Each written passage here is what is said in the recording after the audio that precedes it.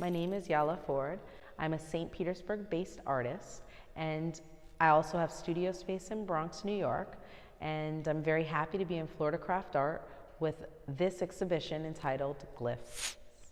I named it GLYPHS thinking about hieroglyphs. I recently, last year, went to Egypt, and while I was experiencing some of the pyramids and what does it mean to walk through some of these spaces and to see how mankind was communicating in that space of time and how it was preserved, it gave me the idea of doing a community project where I would collect words of wisdom from contemporarily what's happening right now.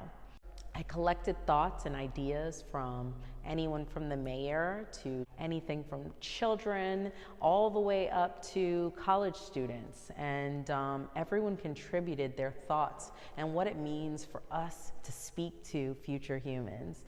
And what kind of positive message can we share? What can we take from our learned experiences, and how can we portray that in a very beautiful light? I then took a lot of these words and paper mache'd them into this sculpture that's on the wall.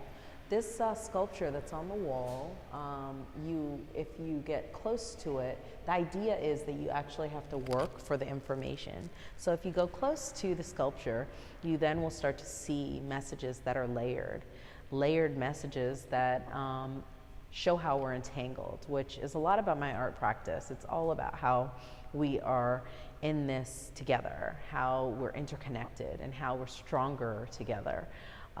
In this piece, you get to actually see these words come together in this very beautiful rhythm, like music. There's pulses and rhythms of patterns that are displayed all throughout the room. These pulses and vibes that you can feel that brings all of humanity together, which was reflected during the exhibition. And I think it was beautifully articulated in this vessel, which then has a ladder that goes up into the universe. How can we exchange this message from the universe, what the universe is trying to tell us, and what we can give? So in these particular pieces, we're really thinking about reflections. And what does it mean for you to look at yourself and to find yourself in a piece of artwork? In these patterns that I call universal language, patterns that I've picked up from all over the country, patterns that I pick up as we're in the plane looking down at landscape from an aerial perspective. I'm thinking about what does it mean for us to unify through a different language. But all of these lines and all of these intersections have this conceptual notion of humanity. Where are we entangled? Where are our best spaces? If you think about it a little deeper, you can think how this also is a metaphor to our brain.